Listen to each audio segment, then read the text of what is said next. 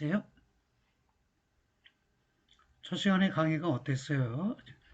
좀 빠른 속도로 하는 바람에 발음도 정확하지 않고 또 설명도 어, 미진하게 이루어진 부분이 있을 것 같은데 남은 시간에 가능하면 보충적인 설명을 해보도록 하겠습니다.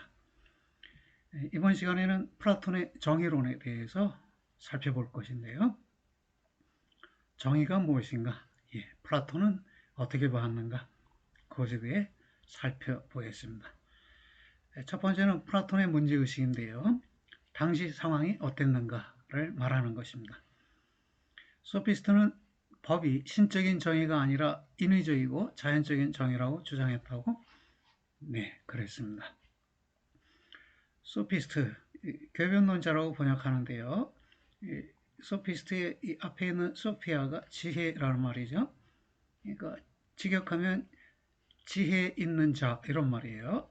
더 줄이면 지자 이런 말인데 자칭 지자라고 자칭 소피스트라고 자칭하는 사람들이 있었어요. 근데 이 사람들이 이전에는 노모스라는 것을 노모스는 도덕이나 법을 뜻하는데요. 이 노모스에 대한 견해는 이것이 신적인 기원을 갖는다는 것이었어요. 도덕이나 법은 신으로부터 주어진 것이다 라는 이런 생각이 있었는데 이 소피스트는 다른 주장을 했어요. 당대의 규모가 확대된 공동체 내에서의 도덕적 의무와 개인적 이익 사이의 대립이 있어서 자연의 정의라는 개념을 통해서 개인적 이익을 옹호하였어요. 그러니까 도덕이나 법은 이 자연에 의해 정의되는 것이다. 우선 자연이라면 자연적으로 주어진 힘에 의해서 어떤 사람은 힘이 있고 어떤 사람은 힘이 없는데 이게 자연에 의해서 주어진 거란 말이에요. 그런 힘에 의해서 정의된 것이 도덕이고 법일 수 있다. 그러니까 그것은 신적인 기원을 갖는 것이 아니다. 이렇게 본 것이네요. 그러면서 각자 자기 힘을 활용해서 자기 이익을 옹호할 수 있다. 이렇게 주장했어요. 소피스트가요. 법은 인간이 만든 인위적 정의로 자연에 존재하지 않고 따라서 자연에 따르는 삶인 자연의 정의가 인간의 정의보다 훌륭하고 더 크다고 주장하고 이를 근거로 개인적 이익이나 쾌락을 강조하고 법에 대한 의무관념을 부정하였다. 법이라는 건 자연 자체에는 존재하지 않는다는 것이에요.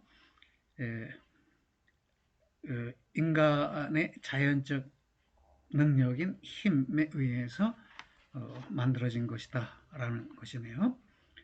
따라서 자연에 따른 삶인 자연의 정의가 자연적인 힘에 의한 정의가 인간에 의한 정의보다 인간이 이렇게 저렇게 사유해서 이것이 훌륭한 것이다 라고 규정하는데 그것보다 더 훌륭한 것이 자연의 정의라는 것이네요. 이를 근거로 개인적 이익이나 쾌락을 강조하고 법에 대한 의무관념을 부정하였다는 것입니다.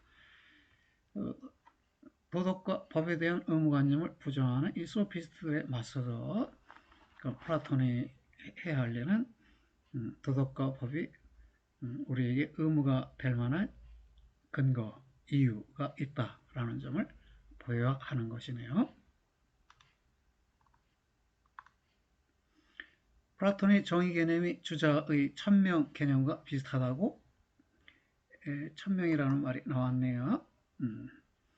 플라톤은 국가의 법과 제도를 수호하기 위해 사라져가는 신에 대체할 만한 절대적이고 초월적인 것을 추구하였는데 그 결과로 나타난 것이 이데아 이론입니다. 이런 표현들이 있죠. 신은 사라졌다. 어떨까요? 사전적 정의에 의하면 신은 사라지는 것도 아니고 출현하는 것도 아니고 항상 있는 것이죠. 그러나 우리 마음을 기준으로 하면 마음에서 신은 사라지기도 하고 출현하기도 하고 하는 것이네요. 어떤 당대의 분위기가 신이 사라져가고 있었다는 것이에요.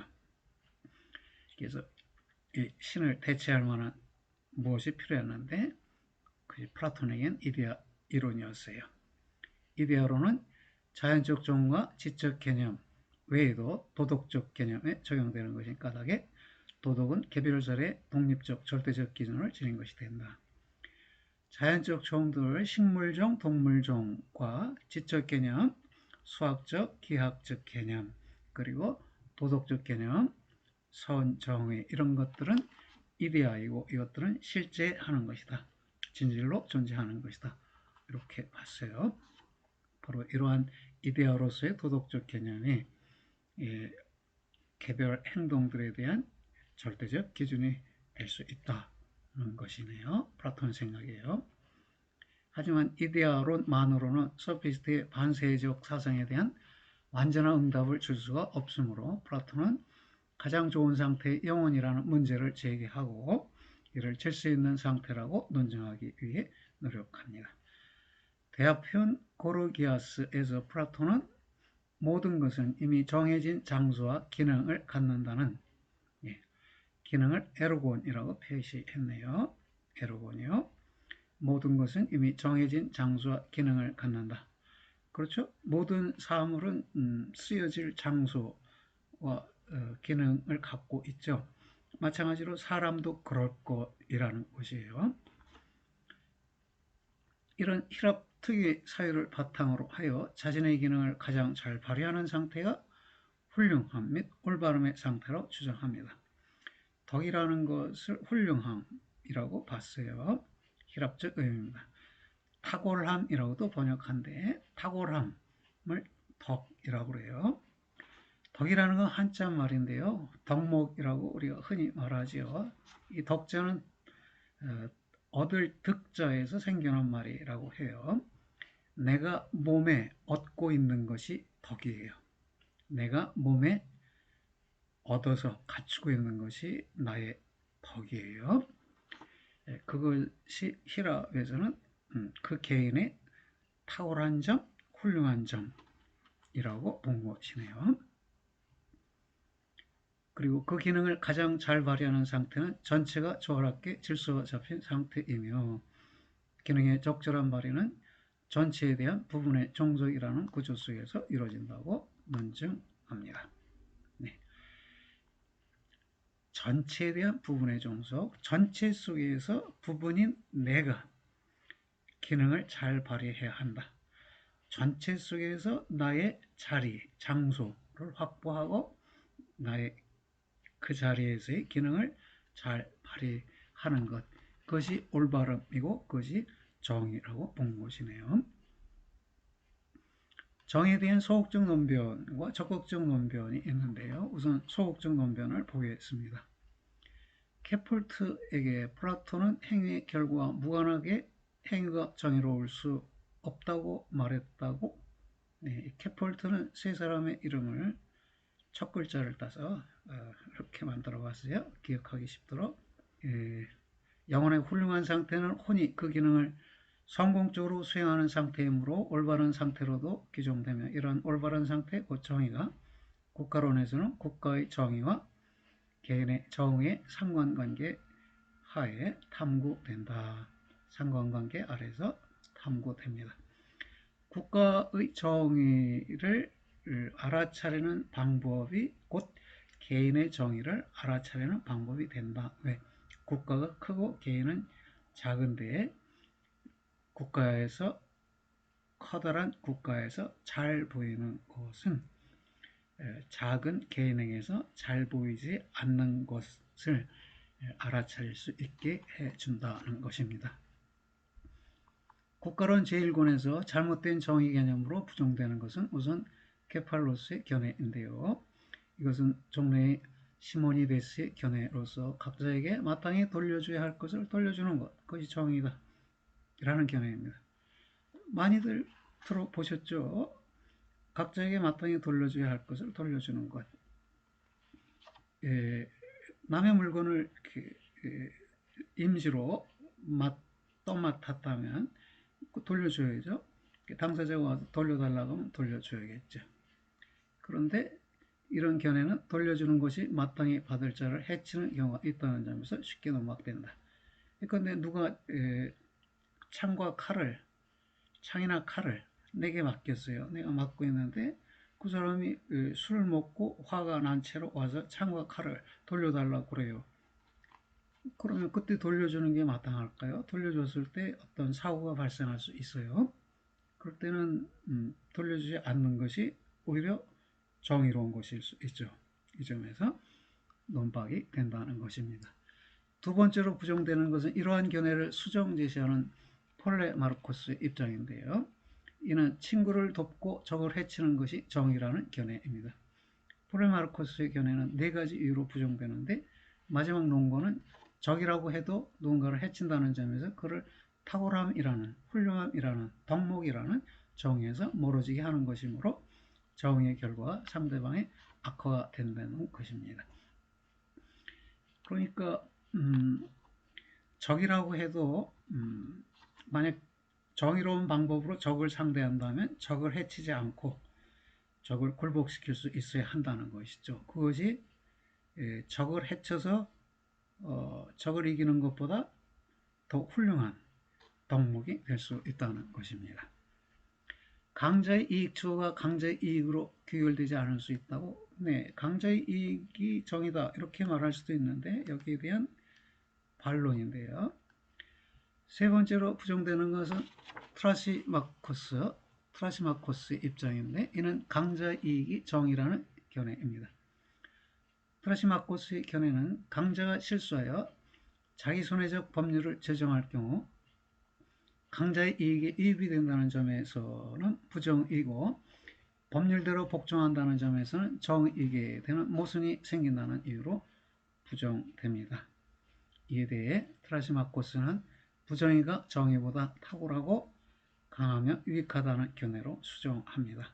그러나 이 견해 역시 첫째로 정의로운 자는 부정의한 자를 능가하려고 애쓰지도 않기 때문에 부정의한 자가 아무리 애를 써도 실제로는 정의로운 자를 능가하지 못하고, 둘째로 부정의한 자는 분열과 증오를 가져오므로 국가를 약화시키는 반면 정의로운 자는 협조와 우애를 낳기 때문에 국가의 통일성을 가져오고 또 강한 힘을 발휘할 수 있고, 셋째로 부정의는 혼의 고유한 기능을 잘 발휘하지 못하므로 유익하거나 정의하지 행복하지 못한 반면 정의는 기능을 잘 발휘하므로 유익하고 행복하다는 이유로 각기 부정됩니다.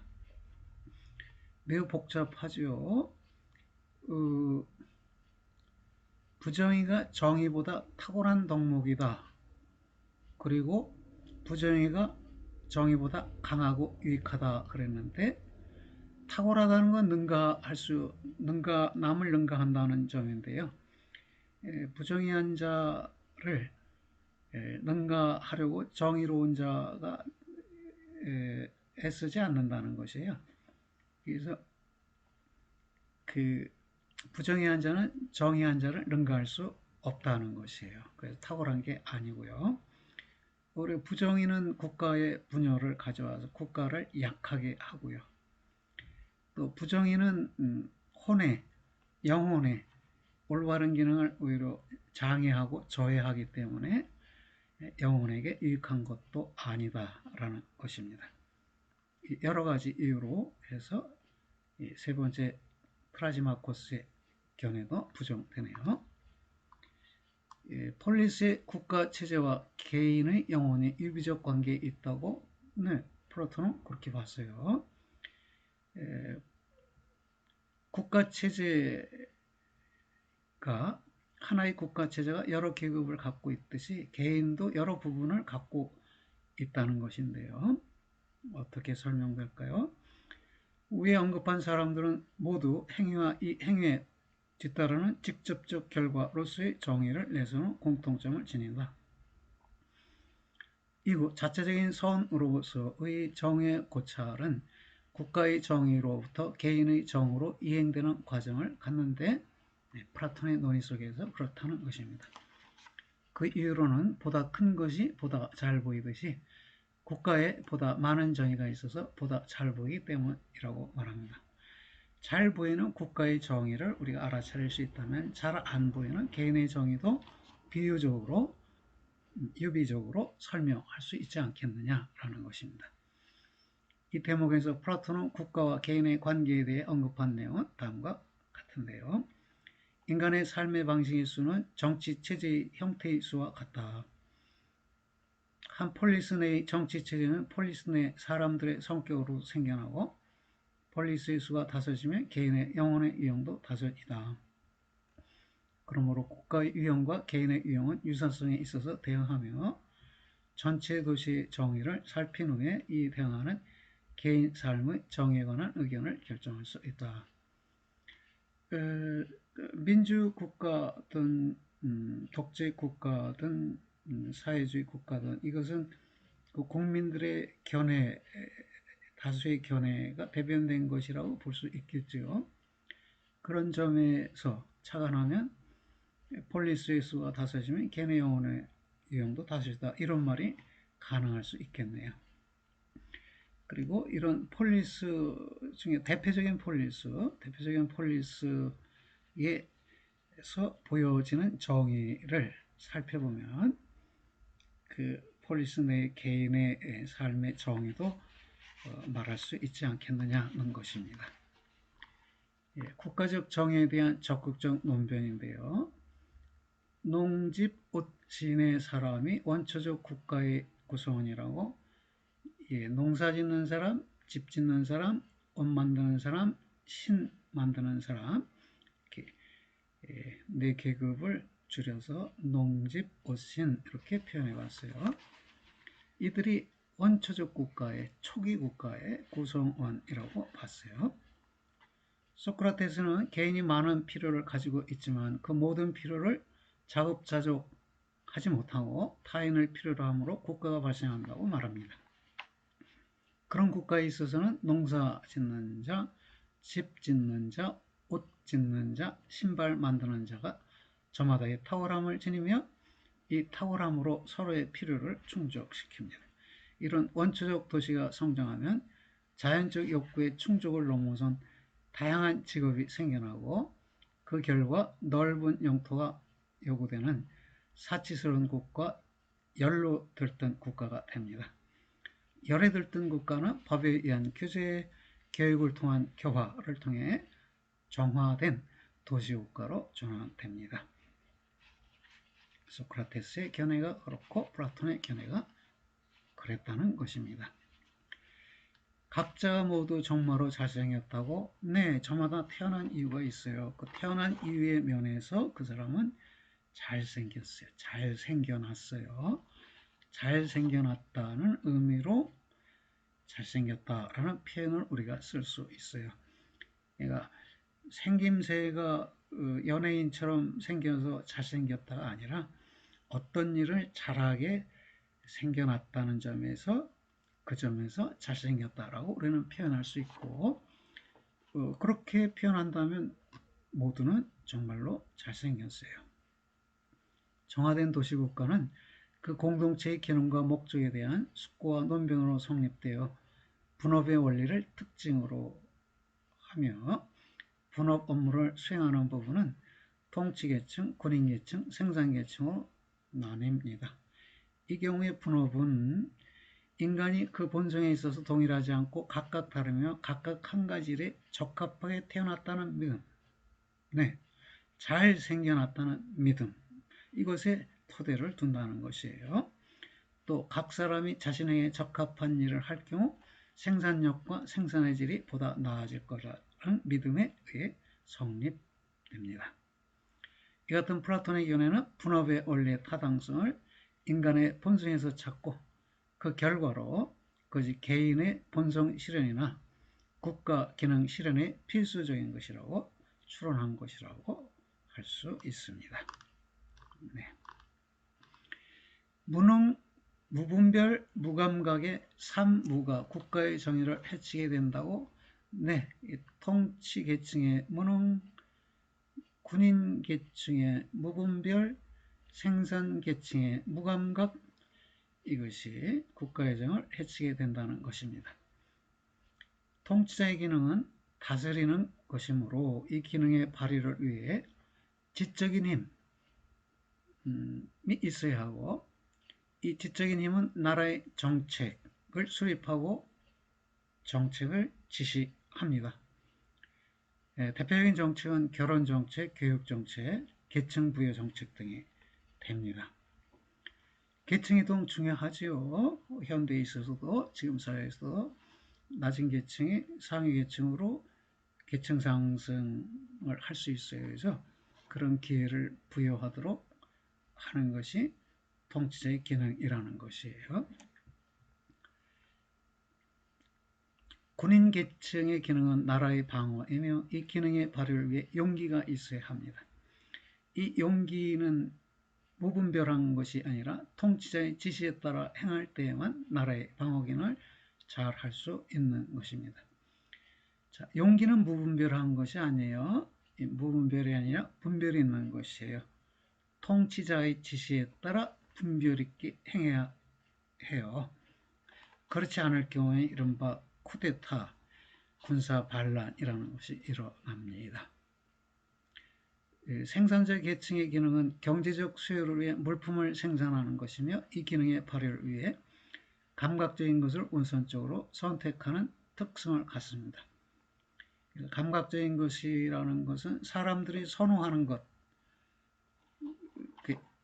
즉 유행하는 것 또는 앞으로 유행할 만한 것, 이것들에 대해서 선택하는 능력이 있어야 한다는 게, 이것이 감각이 있다 이렇게 말할 수 있겠죠. 이러한 이상적 국가에는 네 가지의 덕이 실현되어 있는데요. 이상적 국가의 지혜는 통치 계층에 있고요. 그 용기는 군인 계층에 있고요. 그 절제는 누가 다스릴 것인지에 관한 시민들의 합의에 있게 됩니다. 절제의 덕목은 모든 계층에서 실현되어야 할 기본적 덕목이지만 생산자 계층에서는 실현되어야 할 최소한의 덕목입니다. 전체로서의 덕인 국가의 정의는 다른 계층의 기능을 빼앗으려 하지 않고 제 기능을 잘 발휘하면서 성립합니다. 결국 국가의 정의는 국가가 고유하게 갖는 본래의 기능을 탁월하게 발현시키는 국가 자신의 덕으로 규정될 수 있습니다. 예, 세 계층이 통치 계층에게는 지혜가 필요하고 군인 계층에게는 용기가 필요하고 생산자 계층에게는 절제가 필요한데요. 이것이 개인에게도 그대로 적용될 수 있다는 것이에요. 그래서 개인의 정의에 대한 적극적 논변을 보면요. 이 개인의 정의가 개인의 행복의 조건이 된다고도 보는데요. 국가 계층이 3분된 것에 대응해 인간도 3부분으로 나눠져 이해됩니다. 이 세 부분은 이성적 부분, 자연적 욕망, 기계 또는 용기로 제시됩니다. 이성적 부분은 머리 부분이고요. 자연적 부분은 하체를 말하고요. 기계는 가슴을 말하는데요. 여기서 이성은 단순히 인지적 과정이 아니라 이성적이고자 하는 열망입니다. 이러한 이성이 자연적 욕망과 대립되었을 때 이성은 자신의 결정을 시행하는 의지력이 필요한데 이것은 용기, 티모스라고 했어요. 히라보로 티모스 또는 기계에 의해 마련된, 이때 용기는 울끈불끈하는 용기예요. 정의감에 불타는 용기, 이렇게 우리 표현할 수 있는데 그런 역동적인 용기를 티모스라고 해요. 그래서 일부러 히라보를 여기다 적어놨네요. 다시 말하면 이성과 욕망의 갈등에 있어서 용기는 이성의 편에서 이성을 실행하는데 이 3자의 이러한 내적 조화가 개인의 정의다 이런 말입니다. 그렇다면 이성적 부분, 머리 부분은 통치 계층에 대응되고요. 자연적 욕망은 생산자 계층에 대응하고요. 기계, 용기는 군인 계층에 대응하지요. 그 세 계층에 대응하는 용어들이고요. 그래서 개인에게도 이성적 지혜, 또 절제라는 덕목, 그리고 용기라는 덕목이 필요하다는 것입니다. 이 3자의 내적 조화가 개인의 정의가 된다는 것입니다. 정의가 영혼의 유기적 조화, 질서라면 건전한 영혼은 자연과 법 사이에서 아무런 갈등도 지니지 않습니다.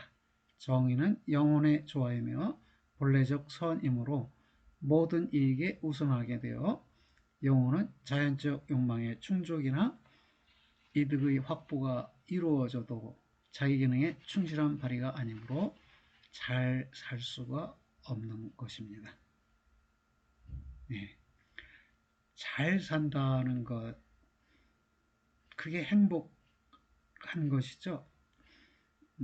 행복한 삶이라는 건 잘 사는 삶인데요. 잘 산다는 것은 히랍 사람들은 자기의 기능을 잘 발휘하는 것으로 봤어요. 잘 사는 것은 잘 하면서 사는 것이고, 잘 하는 것은 자기의 고유한 기능을 잘 발휘하는 것으로 봤어요. 자기 기능에 충실한 발휘가 곧 잘 사는 것이고, 그것이 곧 행복한 것이라고 본 것이네요. 국가의 부정의 원인을 볼까요? 민주정치는 대중영합정치가 아니라고, 민주정치를 중후정치라고 해서 어리석은 대중의 정치라고 해서 그렇게 번역하면서 비판하기도 하는데요. 꼭 그런 건 아니죠. 물론 대중이 어리석은 결정을 할 때도 있지만 대중의 집합적 지성이 훌륭한 결정을 할 때가 더 많지요. 폴리스 내에서 벌어지는 부정의는 있어야 할 것이 있어야 할 곳에 있지 않고 잘못된 것이 추구되거나 지배하지 말아야 할 부분이 전체를 지배할 때 발생하는데 이것이 폴리스를 타락시킵니다. 통치체제가 부정의로 변화되는 것은 지배계층의 분열로부터 발생하는데 최초의 분열은 잘못 태어난 지배자 계급의 아이로 인해 생겨나며 이것은 이제 왕권이 세습되고 있을 때 그렇죠? 그때 잘못 태어난 아이로 인해서 그 국가가 왕정 국가가 타락하게 될 수 있네요. 이러한 적합하지 못한 통치자의 통치로 인해 타락한 정치체제로의 변화가 생기고 이로써 더욱 타락한 정치체제로의 악순환이 일어난다고 보았습니다. 타락되어가는 정치체제는 영회정치, 이거는 영광, 명예를 추구하는 정치예요. 이것도 위험한 거죠. 현실을 무시하고 영광, 명예만 추구하면 위험에 빠지죠. 금권 정치는 금전과 권력을 추구하는 정치고요. 과두라는 말은 소수의 머리라는 말인데요.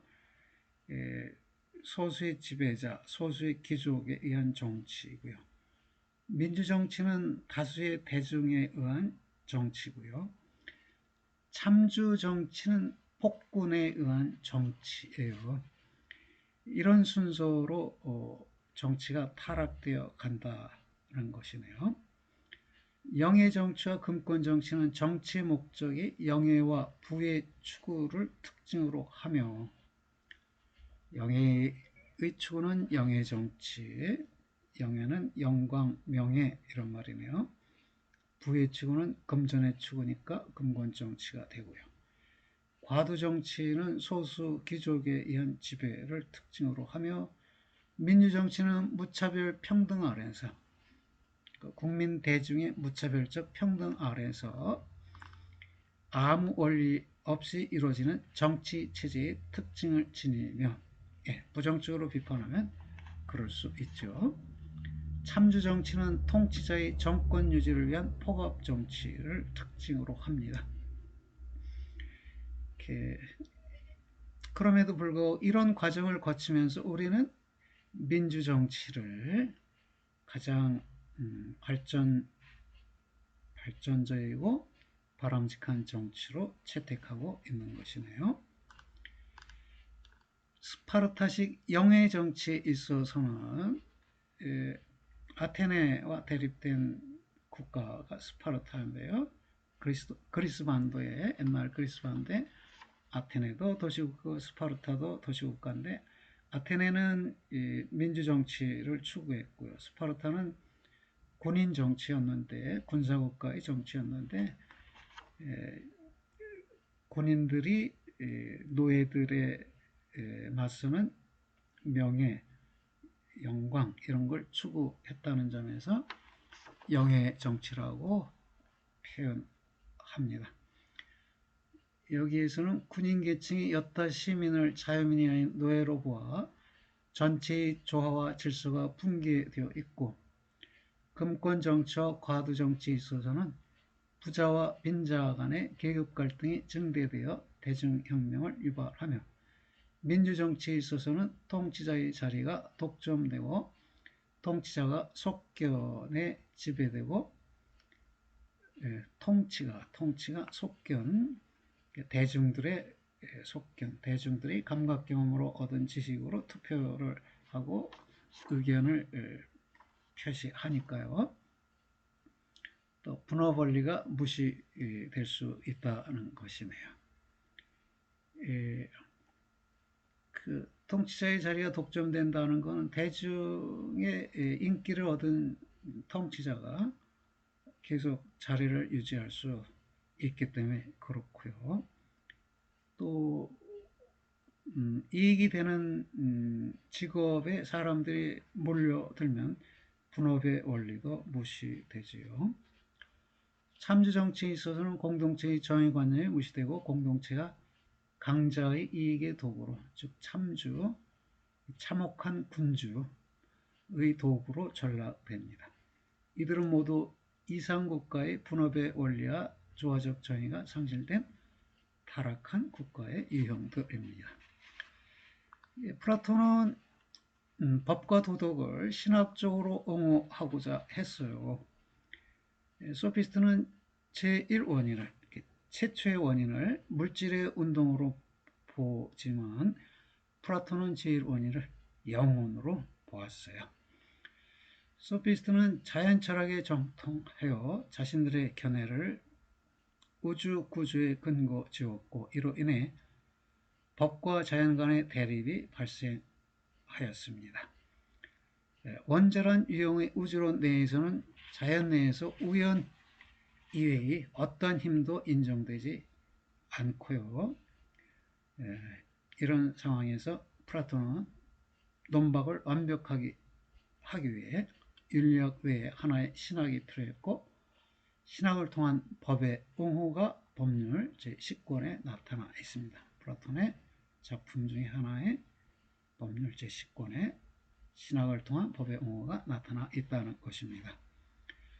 플라톤은 소피스트가 최초의 원인을 물질의 우연적 운동으로 보고 이로부터 생명이 부차적으로 나타난 것이라고 주장하지만 요새는 어떤가요? 요즘의 과학적 상식은 최초 원인이 빅뱅이죠. 우주 대폭발이라는 빅뱅으로 인해서 우주의 기원이 이루어진 것이죠.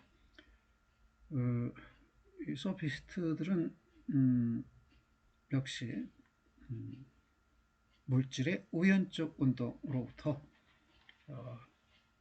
나중에 생명이 생겨났다고 본 것인데요. 플라톤은 이에 맞서서 최초 원인은 생명이며 이로부터 물질운동이 야기된 것이라고 주장합니다. 그러면서 소피스트는 이 순서를 역전시켰다고 비판합니다. 여러분 생각은 어떤가요? 생명이 먼저이고 물질운동이 나중일까요? 아니면 물질운동이 먼저이고 생명현상이 나중일까요? 아니면 둘 다 동시적일까요? 네. 유물론, 유심론 해서 이런 논쟁은 끊임없이 전개되는데 여러분도 나름대로 한번 생각을 전개해 보실 수 있어요. 플라톤은 생명 원리로서의 영혼이 최초의 동원이고 영혼, 푸시케라고 썼네요. 사이칼로지 할 때 앞쪽에 있는 이 사이코라는 말이 영혼이라는 말이네요. 이것이 최초의 동인이고 운동 원인이고, 이것은 스스로 운동하는 지속적 도덕적인 힘이므로 영혼이 신체에 앞서고 영혼의 속성도 물질적 속성에 앞선다고 주장했습니다. 이러한 주장을 통해 플라톤은 우주운동의 궁극적 원인은 지적이며 도덕적이라는 점을 강조합니다. 지적이며 도덕적인 원인이 있다면 그것이 뭐냐? 그 신이겠죠. 신이 우주운동의 원인이고 신이 법과 도덕의 기원이다 라고 주장하게 되는 것이네요. 그는 별들이나 태양의 운행처럼 우주 전체의 규칙적 운동이나 계절의 순환, 밤낮의 교체 등은 선하고 합리적인 혼이 우주를 지배하고 있음을 입증한다고 믿고, 도덕적 악이나 불규칙적 운동이 있음은 타락한 혼이 있기 때문이라고 주장합니다. 이 말은 우주 운동이 규칙적이다가 어떤 때는 불규칙하게 진행될 수도 있는데, 그것은 선한 영혼이 아니라 타락한 영혼이 일시적으로 우주 운동을 지배하기 때문이다. 또 이 말은 세계를 지배하는 신도 하나만 있는 게 아니라는 거죠. 선한 신도 있고 악한 신도 있는데, 선한 신이 지배하다가 악한 신이 지배할 때도 있다는 것이네요. 우리 인간 내부로도 내 마음속에도 선한 마음이 있고 악한 마음이 있는데, 대부분은 선한 마음이 나를 지배하지만 때로는 악한 마음이 나를 지배하기도 하죠. 친구에 대해서 괘씸한 생각이 들고 분노를 억제하지 못할 때 나의 마음은 악한 마음이다, 이렇게 표현할 수 있겠죠. 물론 일시적이죠. 대부분의 경우에는 선한 마음이 나를 지배하고 있지만요. 이렇게 해서 플라톤의 정의론을 살펴보았는데요.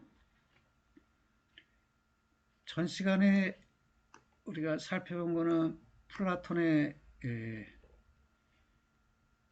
이데아론과 그 이전의 자연철학이었어요. 한번 살펴볼까요?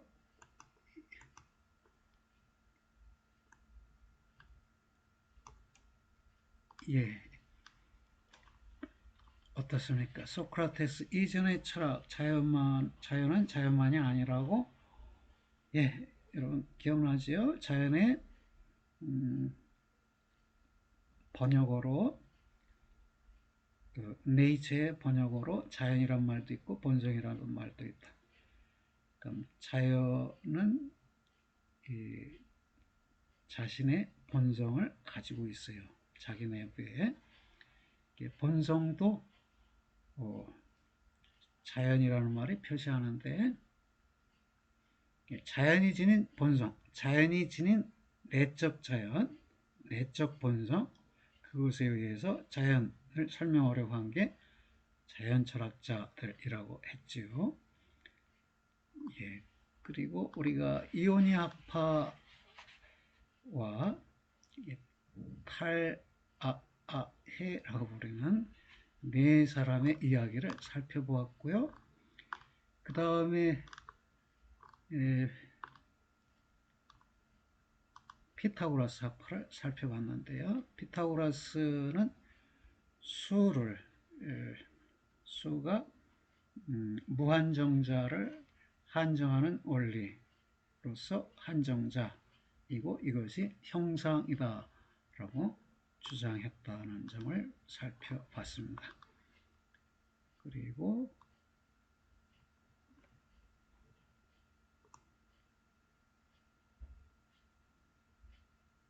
이오니 학파와 피타고라스 학파를 비교했을 때 두 학파 모두 운동의 원인을 또는 존재의 원인을 개체 외부가 아닌 내부에서 찾았다는 점이 공통적이지만, 그러나 진료를 탐구한 것은 길을 탐구한 것과 같고 형상을 탐구한 것은 리를 탐구한 것 같지 않느냐.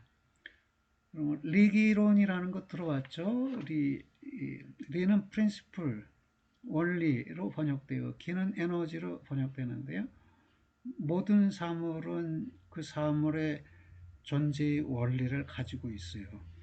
그리고 그 사물을 구성하는 재료가 있는데 그 재료를 우리 동양 철학에서는 기라고 봤어요. 에너지라고 봤어요. 그래서 서양 철학이 이렇게 진료의 철학과 형성의 철학으로 그리스 철학이 전개된 것은 우리 동양 철학 초기에 리기론이 전개된 것과 유사하지 않는가 이렇게 생각해 볼 수 있습니다. 그다음에 플라톤의 이데아론을 살펴봤고요. 플라톤은 도덕과 지식이 모두 이데아에 토대를 둔다고 봤어요. 선의 이데아가 도덕의 원리가 되는 것이고요. 선의 이데아가 지식의 체계의 궁극적 원리, 지식을 체계화해주는 원리라고 본 것이네요. 그리고요,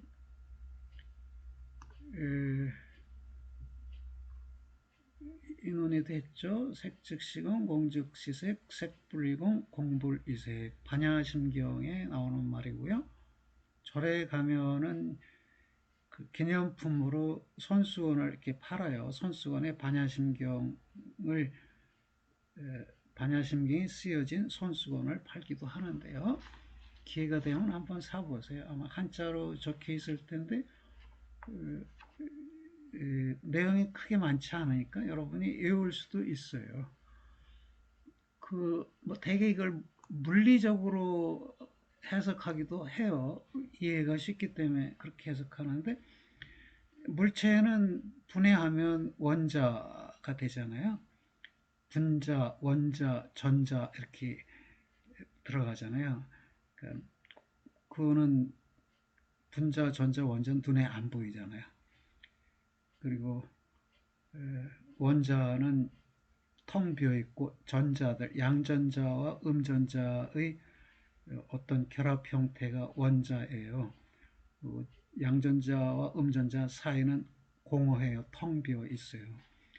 우리 눈에 보이는 물체에도 잘 따져보면 공이 아니냐라고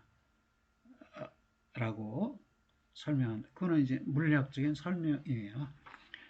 그거는 이해를 쉽게 하기 위해서 든 것이지만 더 얘기하면 내가 앞에 있는 걸 컴퓨터라고 규정하고 있는데 그리고 컴퓨터라고 생각하고 사용하고 있지만 내가 다른 생각하고 컴퓨터에 관심을 두지 않으면 컴퓨터는 더 이상 컴퓨터가 아니죠. 컴퓨터가 컴퓨터의 의미를 상실하죠. 그때는 컴퓨터가 공이 되는 것이에요. 우리가 분별하고 집착하고 있기 때문에 그 대상이 그 대상이지만 내가 분별과 집착을 떠난 채로 그 대상을 보면 그 대상은 공이다. 무기종적인 것이다. 이렇게 해석하기도 해요. 그것이 이것의 또 다른 의미예요. 그 외에도 모든 물체는 인연들의 결합으로 생겨났으니까 인연들이 사라지면 그 물체도 사라지는 것이니까 비록 인연들에 의해서 생겨나서 있다고 할지라도 정말로 자립적으로 있는 것은 아니기 때문에 공에 해당하다 이런 해석도 있고요. 여러 측면에서 해석이 되는 문구입니다. 그리고 어떤 논의를 했나요? 플라톤의 이데아론 이야기를 했고요. 이데아들의 모든 사물들이 이데아를 갖고 있는 건 아니라고 그랬죠. 도덕적, 지적 개념들과 자연적 종들만 이데아를 가지고 있어요. 다시 말할까요? 도덕적, 지적 개념들과 자연적 종들만이 이데아예요. 지적 개념들이라는 건 특히 수학적, 기하학적 개념들을 말하고요. 여기 모방이라는 말을 썼는데 모방이라는 표현 말고 다른 표현은 참여, 분여, 관여라는 것이에요. 참여한다는 게 participate in 이라는 말이죠. 그것의 또 다른 표현은 take part in인데 직역하면 부분을 잡는다는 것이에요. 부분을 잡는다, 부분을 나눠 갖는다 해서 그거를 분여, 분할되어 가짐이라는 뜻으로 분여라고 하는데요. 예, 미학과 관련해서는 모방이라는 단어를 많이 쓰지만 지식과 관련해서 이야기할 때는 참여 분여라는 말을 많이 씁니다. 이 참여 분여라는 말이 어렵다면 관여라는 단어를 통해 생각해 보시라는 것이고요. 예. 그리고 또 문답법적 사유, 수학적 사유 이런 이야기가 있었고요. 예, 선을 아가톤이라고 해요. 토아가톤이라고 하는데 선도 이데아의 하나예요. 이데아의 하나인데 최고의 이데아예요. 최고의 이데아인 선 때문에 다른 이데아들이 존재할 수 있어요. 그리고 이러한 이데아들 덕분에 개별자들이 존재할 수 있어요. 그래서 좀 어려운 표현이 될 수 있는데 이데아들은 개별자들의 존재 근거이자 인식 근거이고요. 또 선의 이데아는 다른 이데아들의 존재 근거이자 인식 근거예요. 존재하도록 해주는 근거가 되는 것이면서 인식하도록 해주는 근거예요.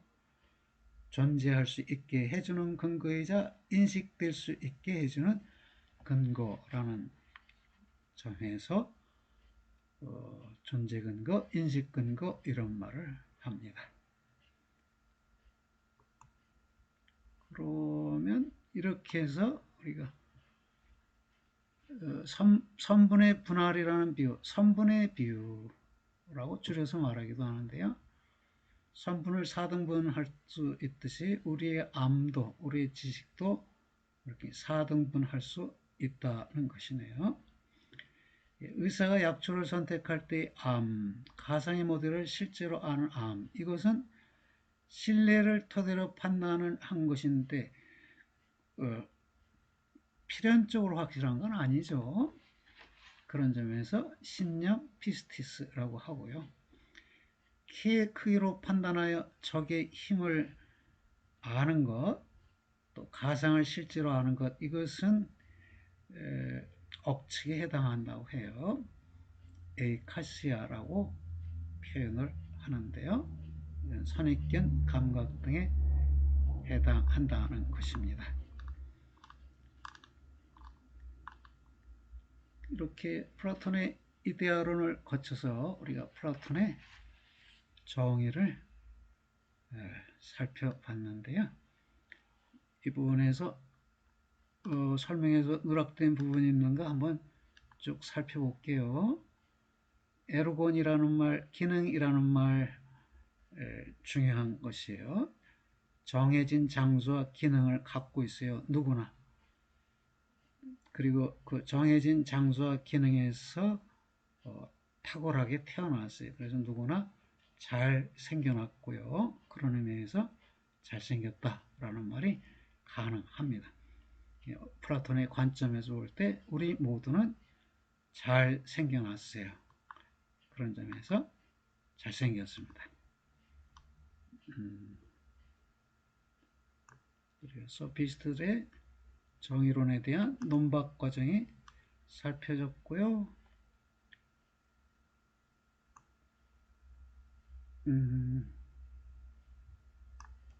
자, 통치계층, 군인계층, 생산계층으로 국가가 3분된다고 했는데 인간도 머리 부분, 가슴 부분, 하체 부분으로 3분이 되어 머리가 통치계층에 해당하고 가슴이 군인계층에 해당하고 하체가 생산계층에 해당하는데요. 그래서 국가에서는 통치계층이 지혜, 군인계층이 용기, 생산계층이 절제의 덕목을 갖춰야 하듯이 개인에게 있어도 머리는 지혜를, 가슴은 용기를, 하체는 절제의 덕목을 가져야 한다는 겁니다. 이렇게 각 부분이 자기의 덕목을 잘 발휘할 때 국가 전체의 정의가 실현된다는 것이에요. 마찬가지로 개인에게서도 지혜, 용기, 절제의 덕목이 잘 실현되면 그것이 개인의 정의의 실현이라는 것입니다. 예. 이 통치자는 무능하면 안 돼요. 능력이 있어야 돼요. 통치자의 능력은 결혼 정책, 교육 정책, 계층 이동 정책, 이죠. 여기서 능력을 발휘해야 합니다. 군인은 분별력이 있어야 돼요. 통치자의 지시에 잘 따르는 분별력이 있어요. 그걸 무시하면 무분별하게 되고 국가를 위태롭게 하는 것이죠. 생산계층은 감각이 있어서요. 유행에 따르는 감각, 유행을 예측하는 감각이 있어야 한다. 그럴 때 세 계층의 덕목이 실현되고 그 결과로 국가의 정의도 실현된다는 것입니다. 그럼 우리 모두 네 개의 덕목을 얘기한 거예요. 지혜, 절제, 지혜, 용기, 절제, 정의. 네 개의 덕목을 사주덕 그럽니다. 네 개의 주된 덕목이라고 해서 사주덕이라고 합니다. 거기에 믿음, 소망, 사랑이라는 기독교의 세 덕목을 합쳐서 칠주덕이라고 그래요. 토마스 아퀴나스는 이 칠주덕을 제시했습니다. 중세 철학자죠. 토마스 아퀴나스. 네, 이렇게 해서 첫날의 강의는 이렇게 해서 마치게 되었습니다. 여러분 잘 따라오셨어요. 수고들 하셨습니다. 안녕히 계세요.